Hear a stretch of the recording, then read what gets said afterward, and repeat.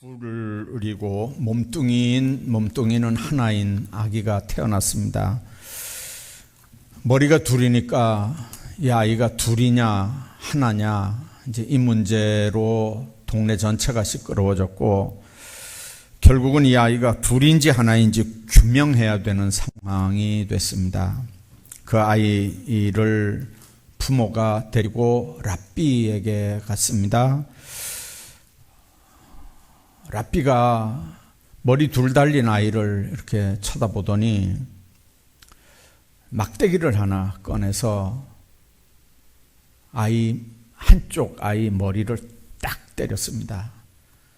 그랬더니 막대기에 한 방 맞은 아이는 아야 이렇게 하고 있고, 한쪽 아이는 씩 웃고 있었습니다.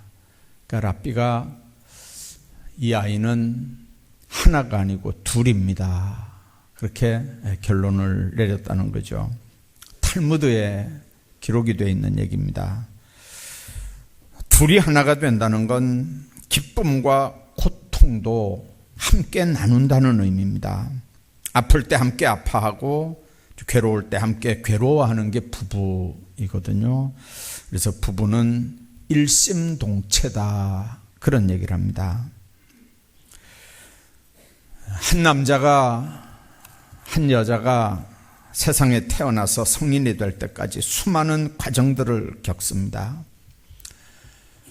특히 우리 한국적인 상황은 남편이 되고 아버지가 되는 방법을 배우지 않고 아내가 되고 어머니가 되는 과정을 공부하지 않고, 또 그렇게 가르치는 곳도 딱히 없는 가운데 결혼을 합니다.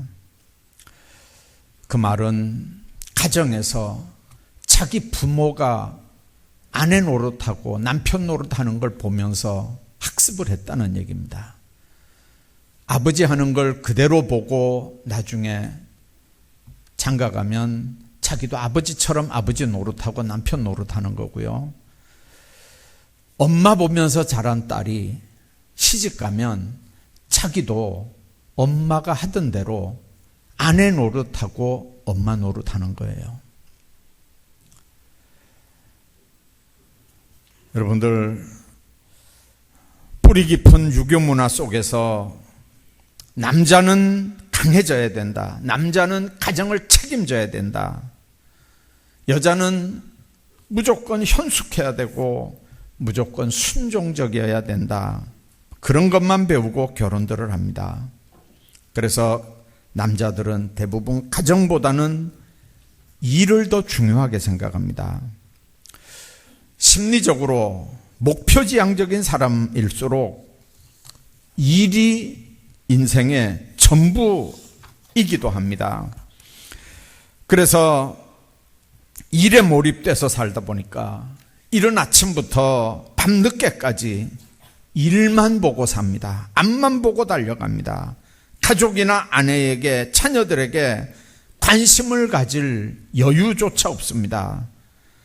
자녀들도 아빠 보기가 힘들고요. 그래서 초등학교 글짓기 대회에서 이런 얘기가 있었다 그러잖아요. 아빠, 바빠, 나빠. 아빠에 대한 정의가 아빠, 바빠, 나빠. 여러분들, 그냥 웃을 얘기가 아니고요, 이거는 심각한 얘기거든요.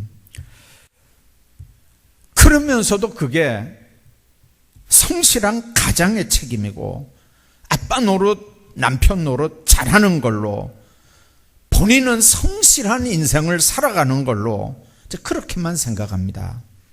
그런데 이런 사고방식이나 가치관이 변화되지 않으면 진정한 부부 생활은 곤란해지거든요. 결혼은 혼자만 하는 게 아니고요, 부부는 혼자만 되는 게 아니기 때문에 그렇습니다. 그리고 세상은 우리가 태어나서 어머니 아버지를 보면서 학습하던 거하고는 지금 세상은 너무 많이 변해가고 있기 때문에 그렇습니다. 결혼은 에덴 동산에서 하나님에 의해서 제정됐기 때문에 가정이 성립되는 일과 구성원들이 역할이나 책임도 당연히 하나님의 말씀에서 그 해법을 찾아야 합니다. 가정에서 부부의 적절한 역할은 이건 본인 두 사람에게만 영향이 미쳐지는 게 아니고 자녀들에게 틀림없이 그 영향이 미쳐지는 거고요.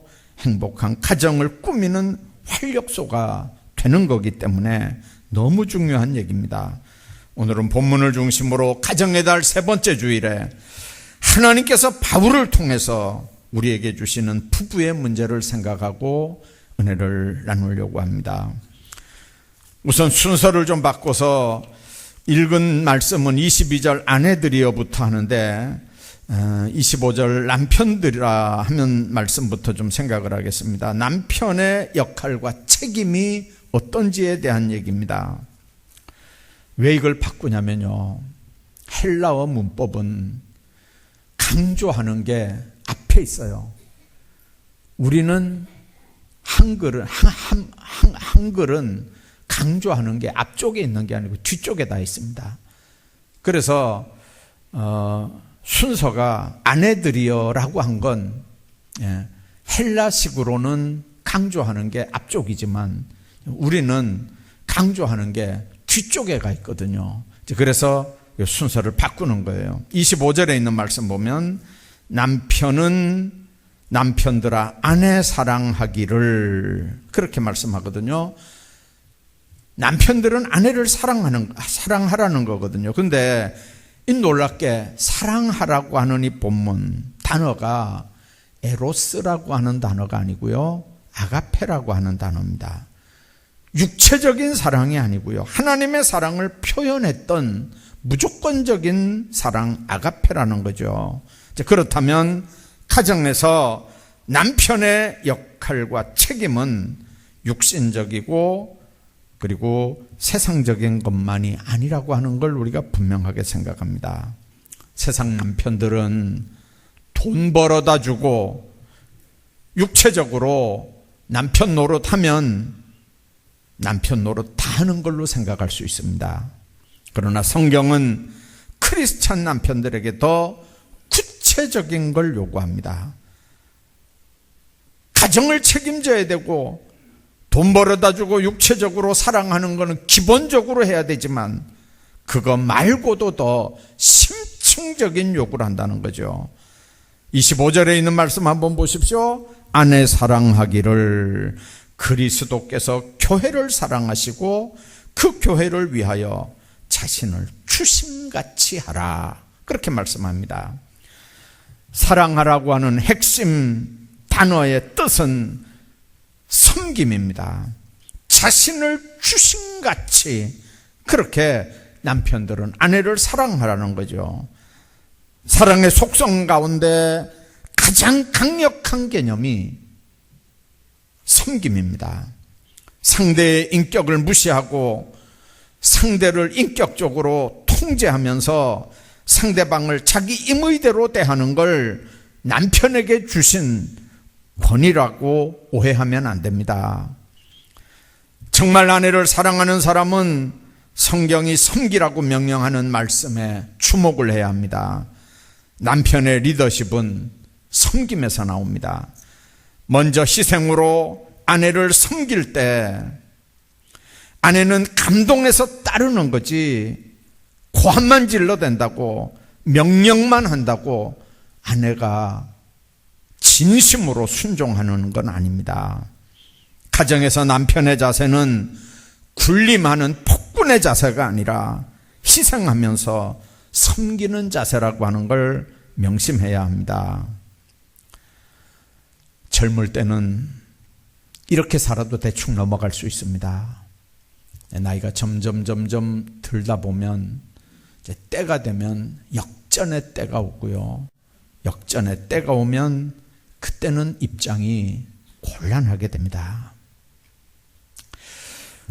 뿐만 아니라 사랑의 본질은 모든 외부적인 환경을 초월해서 삶의 목적과 보람을 같이 나누는 깊은 인격적인 관계가 사랑의 본질이라고 하는 걸 말씀하는 겁니다. 우리가 아는 대로 고린도전서 13장에 사랑의 본질이 구체적으로 제시됩니다. 사랑은 오래 참고 온유하며 투기하는 자가 되지 아니하며 자랑하지 아니하며 교만하지 아니하며 하면서 사랑에 대한 본질이 쭉 기록이 됩니다. 사랑은 상대방의 결점을 조건 없이 수용하는 거거든요. 더 나아가서 자기를 희생하면서 배우자의 필요, 배우자의 부족함을 찾아서 채워주는 게 사랑의 본질이라는 얘기입니다. 부족한 게 없는 배우자가 어디 있을까요? 험이 없는 배우자가 어디 있을까요?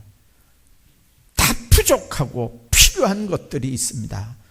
다 보면 약점이 있고 단점이 있거든요. 근데 사랑하면 그게 덮이잖아요. 그래서 결혼한 거 아닌가요? 근데 사랑이 식어지면 눈 녹으면 땅바닥 더러운 것들이 보여지는 것처럼 사랑이 식어지면 그 부족했던 부분, 약했던 부분이 자꾸 보여지고요. 그게 더 크게 보여지고요. 거기서 냄새까지 맡게 되는 거거든요. 그래도 여러분들 남편들이 해야 되는 일은 그럼에도 불구하고 자기를 희생하면서 배우자의 필요, 부족함을 채워주는 게 사랑의 본질이라고 하는 걸 명심해야 합니다. 아내는 통치의 대상이 아니고요. 사랑의 대상입니다. 인격적으로 대해야 되는 하나님의 피조물이고 나에게 주신 선물이거든요. 그걸 아는 남편은 아내와 모든 걸 의논하면서 살림을 살아갑니다. 가정의 중요한 일은 아내와 상의도 하지 않고 혼자서 처리하는 일이 없습니다. 인격적으로 아내를 인정하는 사람들은 그렇게 일방적으로 처리하지 않습니다. 그런 사람들은 아내를 인격적으로 대해주고 지위를 높여줍니다. 그런 사람은 가장의 역할을 목자의 역할로 알고 가정에서는 제사장의 사명을 바로 감당해 나갑니다. 자신의 성품이나 인격이나 신앙이 온 가족들에게 영향을 미친다는 걸 깨닫기 때문에 삶에 신앙적인 본을 보이는 그런 인생을 살아갑니다. 주님 안에서 우리 지좌교회 남편들이 그런 남편들이 되기를 주의 이름으로 축복합니다. 뿐만 아니라 아내들을 향한 권고의 말씀이 22절부터 24절에 기록이 됩니다. 22절에 보니까 아내들이여 자기 남편에게 복종하기를 죽게 하듯 하라. 24절에도 보면 아내들도 범사의 그 남편에게 복종하라 그렇게 말씀합니다. 제가 어렸을 때 들은 얘기인데요. 어떤 분이 우리 할아버지를 찾으러 우리 집에 왔어요. 근데 그분이 뭐라고 얘기하냐면 주인 양반 계시오 이렇게 물었어요. 그러니까 우리 할머니가 뭐라고 대답하냐면요. 우리 주인이 볼 일이 있어서 어디 갔다고 어디 나갔다고 그렇게 얘기하더라고요. 우리 영감이 우리 신랑이 이래 안 하고 주인 양반이 그래 주인이라는 거예요. 당신의 주인이라는 거예요. 남편이. 여러분들 남편을 주인으로 알고 살 때는 집안에 문제가 있어도요 다 덮여요. 오늘 본문이 그렇게 얘기했거든요. 자기 남편에게 복종하기를 죽게 하듯 하라. 지금 이게 에베소 교회에 보내는 편지거든요. 골로새 교회도 마찬가지예요. 에베소 교회는요 신전들이 몇 개 있었고요. 그 신전에서 우상을 숭배하는 우상 문화가 에베소에 깔려 있었어요. 사도행전 16장에 보면 그 에베소에서 바울이 복음을 전할 때 되어진 모든 내용들이 사도행전 16장에 기록이 되거든요. 근데 거기를 보면 그냥 우상만 섬긴 게 아니고요. 별별 일들이 다 있었어요. 고린도 교회는 형편없는 많은 일들, 인간 가정사에 일어날 수 있는 모든 문제들, 하여튼 문제라고 하는 문제는 다 있었던 게 고린도 교회고요. 근데 구체적으로 이렇게 낱낱이 이런 문제는 이렇게 하라, 이런 문제는 이렇게 하라고 했을 뿐이지, 에베소에도 고린도 교회 못지않은 문제들이 있었어요. 그 중에 하나가 남편 알기를 종처럼 아는 거예요. 실제로 에베소는요, 노예를 선택해가지고 자기 아내로 남편으로 삼는 일들이 있었어요. 비실비실한 남편 구실 못하는 남편, 그거 제껴놓고 노예 가운데 아주 건장한 노예를 자기 남편으로 하는 그런 문화, 그런 풍습이 실제로 에베소에 있었다고요. 여러분들, 노예가 아무리 건실하게 남편 노릇을 해도 비위 틀리면 종처럼 부려먹을 거 아니에요. 종처럼 대할 거 아니에요. 여러분들, 그 전에 종의 신분이었다 할지라도 지금은 남편이면 절대로 그렇게 하면 안 된다는 게 깔려있는 교훈이에요. 죽게 하듯 하라. 주님 대하듯 남편을 대하라는 거예요. 그리고 범사에 남편에게 복종하라는 거죠. 이 복종이라고 하는 말이 휘포라고 하는 단어와, 휘포라는 말은 아래 그 말이거든요. 그리고 전체를 완전하기 위해서 자발적으로 적응한다고 하는 타소라고 하는 단어가 합해진 합성어예요. 복종한다는 말은 아내의 역할과 책임, 이게 강제적으로 억지로 하라는 말이 아니에요. 질서를 위해서 자발적으로 하라는 뜻이거든요. 그 단어 속에 숨겨져 있는 몇 가지 의미가 있습니다. 거기에는 질서를 중요하게 하는 하나님의 뜻을 발견합니다. 옛날에는 결혼하면 3살, 4살, 5살, 심지어는 10살 이렇게 남자들은 나이가 많아야 그게 정상적인 결혼이라고 생각을 했는데요. 요즘에는 이게 바뀌어져 가지고 동갑이는 말할 것도 없고 한두 살 여자들이 많기도 하고요. 심지어는 10살 위의 여자들과 결혼을 해서 이제 부부 생활을 하는 가정들, 우리가 뉴스 이렇게 텔레비전에서 얼마든지 이렇게 보거든요.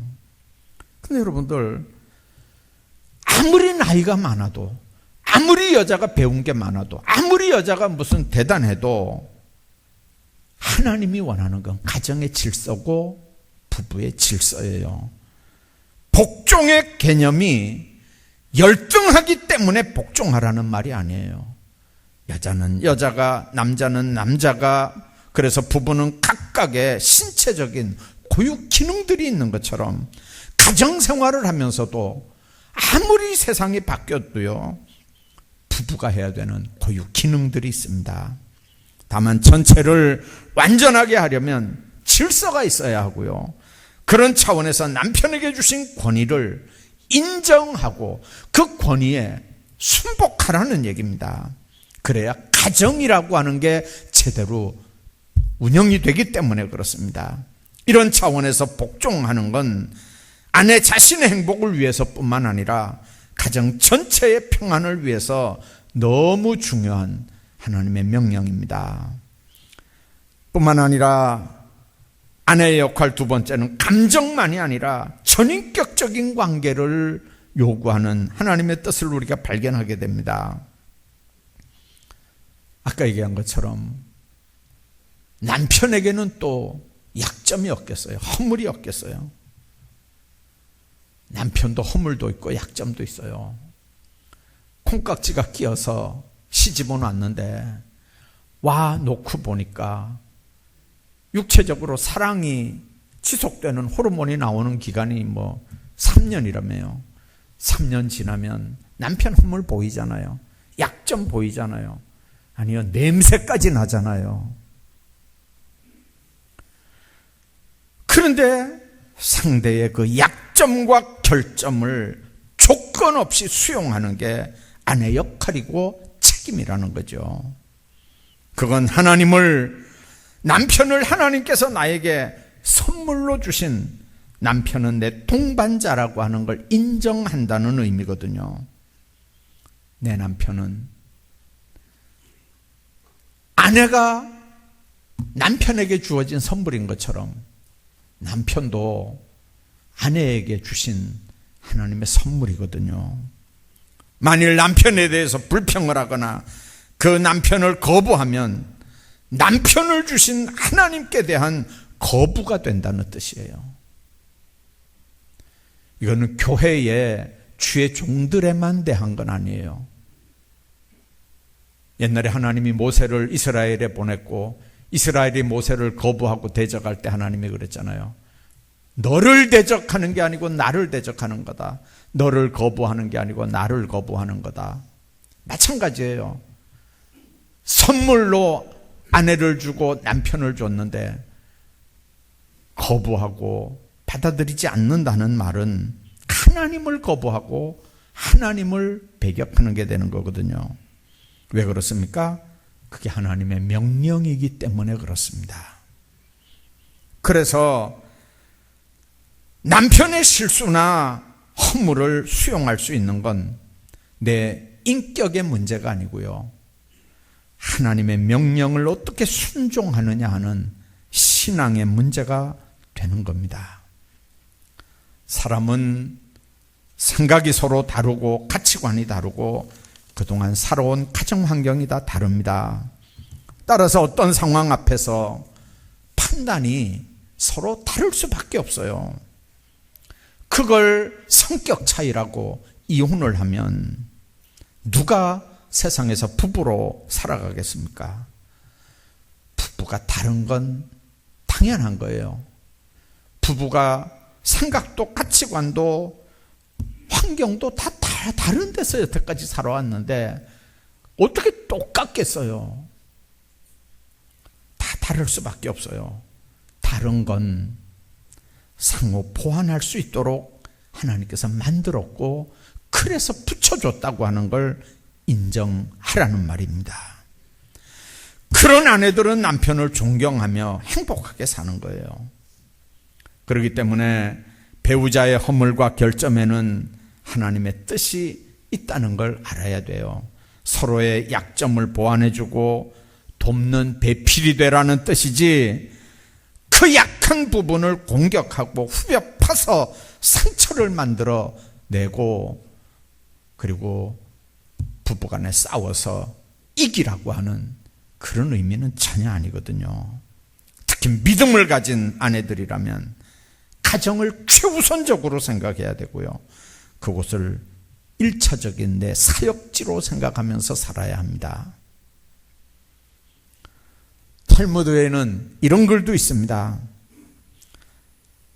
남편도 착하고 아내도 착한 부부가 다 착한 부부가 살았는데 하여튼 무슨 문제 때문에 둘이 이혼을 하게 됐어요.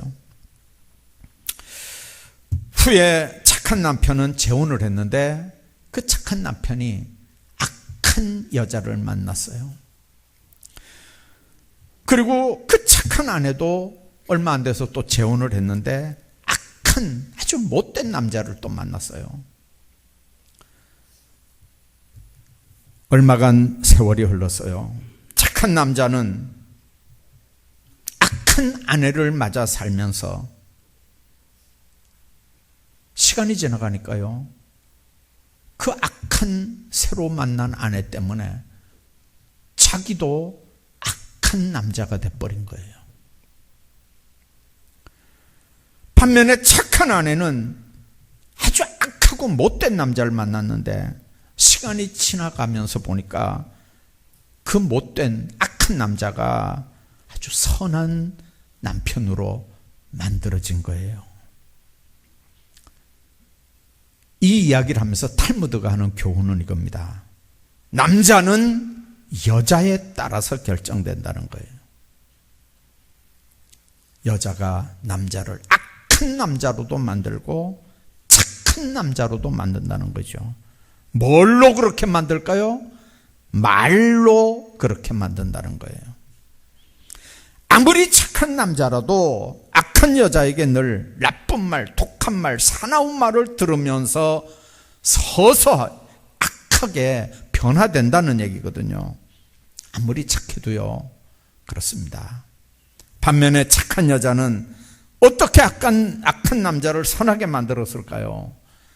악한 남자가 착한 여자를 만나 격려하는 말을 듣고 칭찬하는 말을 듣고 선한 말, 아름다운 말, 용기를 주고 격려를 하는 말을 계속 이렇게 들으면서 그 영향을 받다 보니까 그 인격이 서서히 변해서 나중에는 착한 남자가 됐다는 거거든요.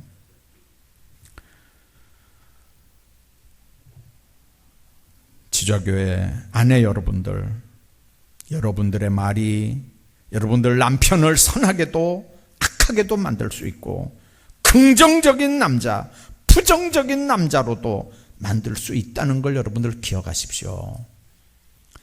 그리고 그건 여러분들 남편만 그렇게 만드는 게 아니고요, 여러분들을 보면서 학습하는 여러분들 아들, 딸들도 그렇게 만드는 교육입니다. 그렇기 때문에 선한 말, 긍정적인 믿음의 말을 하십시오. 가장 선한 말은 칭찬하는 말, 용기를 주는 말입니다. 칭찬은 격려가 되고 행복감을 느끼게 합니다. 아무리 못난 사람이라도 찾아보면 칭찬거리는 다 있습니다. 바보 온달 얘기 여러분들 아시죠? 평강공주의 칭찬이 없었다면 바보로 끝났을 인생입니다. 그러나 평강공주는 바보 온달을 칭찬하고 격려하고 용기를 불어넣음으로 천하의 온달 장군을 만들어내는 거거든요.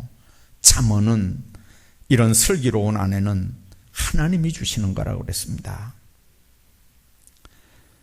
중세시대에 됐던 일입니다. 커다란 건물을 지었는데 아주 높은 굴뚝을 공사를 했습니다. 사람들은 그걸 이제 다 만들어 놓고 이제 그걸 만들기 위해 설치했던 작업대를 이렇게 이제 제거를 하고 있었습니다. 근데 맨 꼭대기에 이제 한 사람이 남아서 이제 마지막 일을 다 이렇게 하면서 그 사람은 이제 밧줄을 타고 내려오도록 이제 그렇게 돼 있었는데, 이 작업대를 제거하는 사람들이 그만 그 밧줄을 거기다가 놔두고 오는 걸 잊어버렸어요. 그리고 작업대를 하나씩 철거하면서 밑으로 이렇게 내려와서 작업대를 다 철거해 버렸어요. 나중에 보니까 그 사람이 뒷일을 다 하고 내려오려고 하는데 이게 타고 내려올 밧줄이 없는 거예요. 보통 높이래야 뭘 어떻게 하죠. 그 작업대를 다시 설치하려면 며칠 또 걸려야 되는 일이고요. 요즘 같으면 헬기 불러서 헬기 타고 내려오면 되지만 내려올 방법이 없는 거죠. 그냥 저녁이 되고 밤이 돼 가는데 발만 동동 밑에 사람들 구르고요, 위에 사람은 어두워지죠, 추워지죠. 막 불안해서 막 살려달라고 고함을 지릅니다. 이제 이 소문이 그 동네에 다 퍼지게 됐고요. 아무개가 굴뚝 위에 올라갔다 못 내려온다고 소문이 나니까 이 아내가 그 소리를 듣고 그냥만 놀래서 그 현장에 뛰어왔습니다. 그러니까 밑에 사람들이 어떻게 할 방법이 없는 거예요. 너무 높고 그 꼭대기 남자 혼자 있고 자기 남편 혼자 있고 방법이 없는데, 이 아내가 막 뛰어오더니요 남편을 향해서 고함을 지르는 거예요. 여보, 내가 떠준 그 양말 당신 지금 신고 있지? 그러는 거예요. 그 아내가 신고 있다고. 그러니까 그걸 벗으라고. 양말을 벗었어요. 그걸 풀으라고. 그게 털실로 짠 양말이거든요.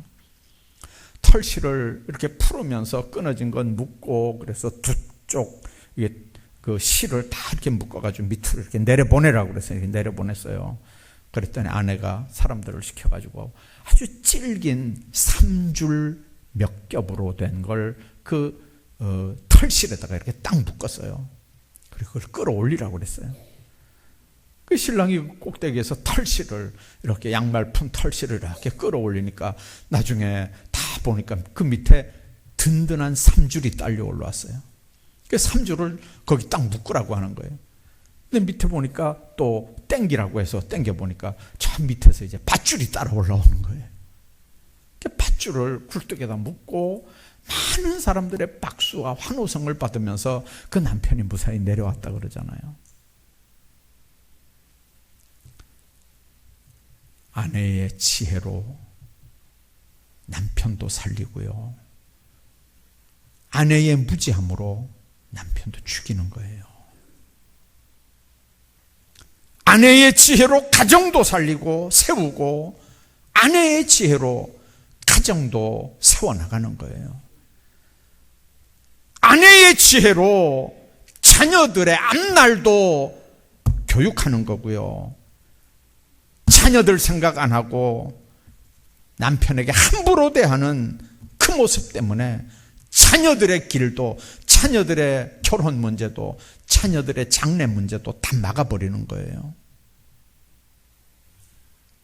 그 지혜는 하나님이 주시는 거고요, 하나님의 자녀들에게 주시는 하나님의 선물이고 은혜입니다. 주님은 우리에게 부부의 역할과 책임을 말씀하면서 이 땅에서도 천국을 체험하며 살게 하거든요. 주님이 다스리는 가정은 천국의 모형이기도 하지만, 목소리 큰 사람이 통치하는 가정은 지옥의 모형일 수도 있습니다. 세상 모든 게 다 있어도 주님 주시는 평강이 없는 가정, 하나님의 말씀이 다스리지 않는 가정, 그래서 행복하지 못한 가정은, 그런 가정은 불행한 지옥 생활일 뿐입니다. 이 가정의 달에 에베소 교회에 주시는 부부의 역할과 책임을 되새김질하면서 주님이 주시는 기뻐하시는 행복한 가정들을 만들어 가시기를 주의 이름으로 축복합니다.